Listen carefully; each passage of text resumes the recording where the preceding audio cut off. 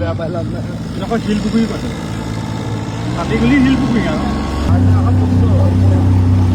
চব লৈ লওক এতিয়া লৈ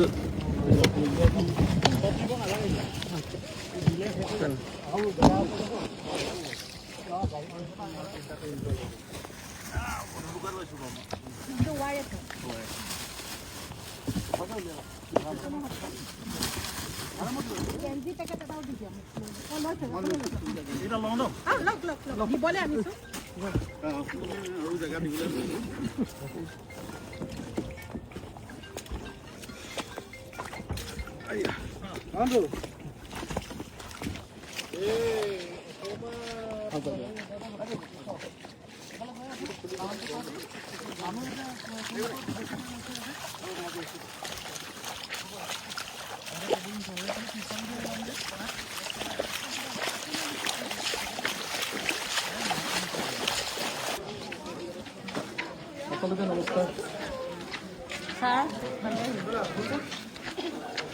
নমস্কাৰ আহক ভিতৰলৈ যাম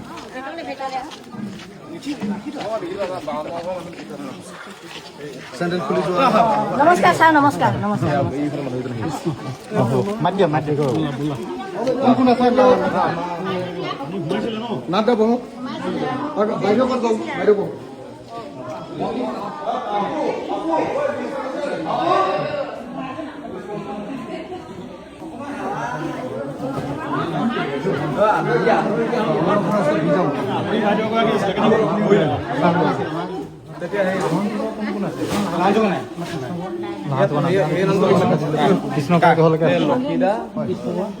মোক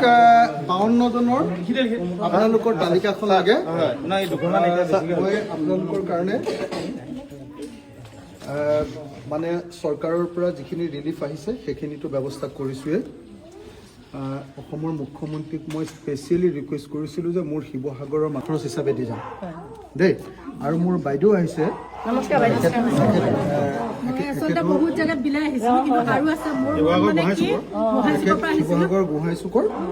তেখেতে কিছু বস্তু তেখেতে আপোনালোকৰ কাৰণে লৈ আহিছে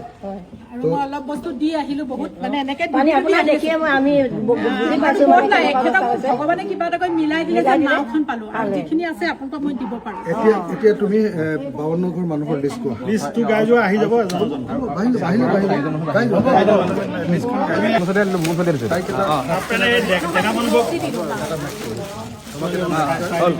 পৰাগ চলিহা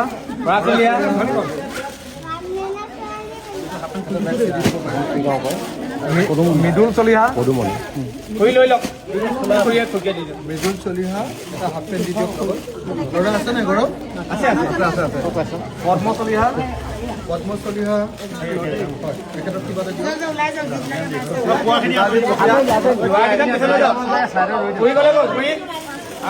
শিৱাজিত চুতীয়া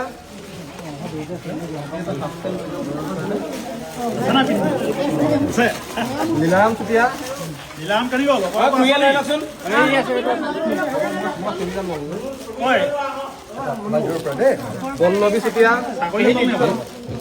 পল্লৱী চুতীয়া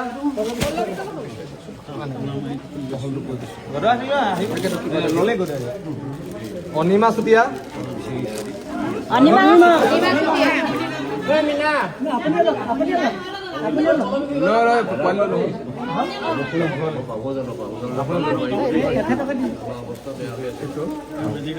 বিনয় চুতীয়া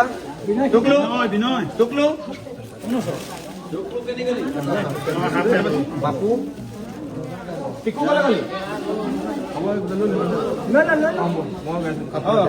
হ'ব মোক হেৰি নালাগে মোক তাৰপিছত প্ৰদীপ হাজৰিকা প্ৰদীপ হাজৰিকা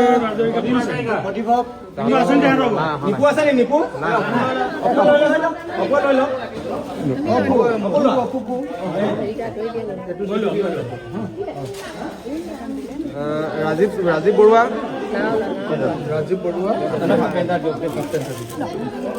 দিলীপ বৰুৱা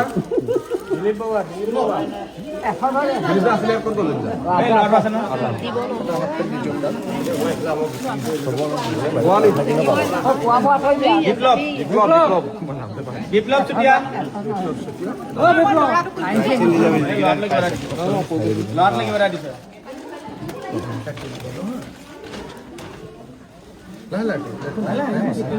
আমাৰ ইয়াত হুলস্থুল নহয় লাহে লাহে পিকু মানুহখিনি চিৰিয়েলি আহি থাকিব পিকু হৈ তাৰ পিকু কেনিবাদি গ'ল কেনিবাদি গ'ল তাকেইটা হাফ পেন আৰু এটা দিয়ক ধন চুতীয়া ধন বা আগলৈ আহক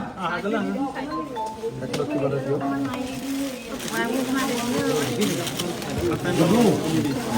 গুডু গুডু অ গুডু গুডু চেকৈয়া বাবলু আহি যায় এতিয়া দুইটাই গুডু বাবলো পাছত কোনোবা কয় গুডু আৰু বাবলু আহি পেলাই আহি যায় কথা বলা হ'ল চাই মাতিছা চাও চলা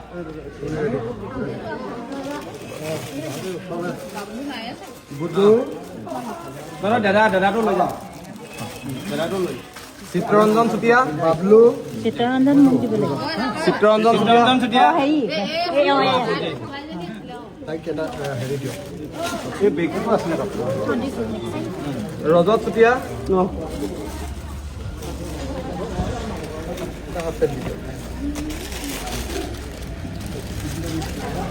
বুধেশ্বৰী চুতীয়া বুধ চৰকাৰতকে ৰাইজ NGO এইবিলাকে বেছিকে কৰিছে হয়নে তো সেইকাৰণে মই অসমৰ মুখ্যমন্ত্ৰীক কৈছোঁ মই দুটা ৰিকুৱেষ্ট কৰিছিলোঁ তেখেতক 1 নম্বৰ ৰিকুৱেষ্টটো কৰিছিলোঁ যে যাবৰ সময়ত চবৰ ঘৰতে এটা পেকেট দিব লাগে যিটো পেকেটত 8 কেজিকে চাউল থাকিব 2 কেজিকে দালি থাকিব 1 লিটাৰ মিঠাতেল থাকিব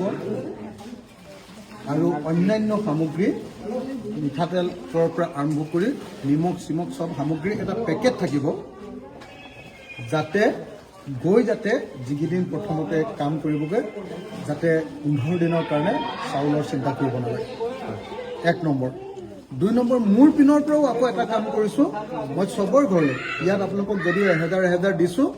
আকৌ আপোনালোকৰ ঘৰত 1000 টকা 2 কেজি চাউল 1 কেজি দালি পানী আৰু লগতে কাপোৰ কানি বহুতখিনি বস্তুৰ এটা টোপোলা আমাৰ বুথ কমিটিৰ মানুহবিলাকে আপোনালোকৰ ঘৰে ঘৰে গৈ দিব এইকেইটা পোৱাৰ পাছত আপোনালোকৰ কাৰণে মই চেষ্টা কৰি আছোঁ যে এতিয়া অকল ৰাস্তা পদূলিবিলাক ভাগি গ'ল সেইবিলাক চব বনাব লাগিব স্কুলবিলাক ভাগি গৈছে সেইবিলাক বনাব লাগিব মানুহৰ ঘৰ দুৱাৰ ঘৰৰ বস্তুবিলাক নাইকিয়া হৈ গৈছে তাৰ কাৰণে চৰকাৰৰ পৰা 5 লাখ টকা তাৰ কাৰণে লাগি আছোঁ মুখ্যমন্ত্ৰী প্ৰধানমন্ত্ৰীৰ ওচৰলৈ গৈছে দিল্লীলৈ কি হয় চেষ্টা কৰি আছোঁ আমি চবে মই আশা কৰিম যে আমি প্ৰত্যেকটো পৰিয়ালক যাতে 5 লাখ টকা দিয়াৰ ব্যৱস্থা কৰিব পাৰোঁ আৰু যদি নোৱাৰোঁ বা চৰকাৰে যদি দিব নোখোজে দৰকাৰ হ'লে মই এবাৰ আকৌ মুখ্যমন্ত্ৰীৰ ওচৰত ধৰ্ণা দিবলৈ যাম তেতিয়া কিন্তু আপোনালোকো মোৰ লগত ওলাব যাবনে নাই ওলাব যাতে এনেকে নহ'লেতো আমি আৰু 15 বছৰ 20 বছৰলৈ পিছুৱাই গ'লো নে নাই গোটেই জীৱনৰ ইনকামখিনি খতম হ'লে নহয় তো গতিকে আপোনালোকক মই এইকেইটা কথা কৰিবলৈ মই দিনে ৰাতিয়ে চেষ্টা কৰিছোঁ আপোনালোকৰ কাৰণে খবৰ পাই আছেনে নাই দিনে ৰাতিয়ে 24 ঘণ্টাই লাগি আছোঁ চেষ্টা কৰিছোঁ যেনে তেনে আপোনালোকক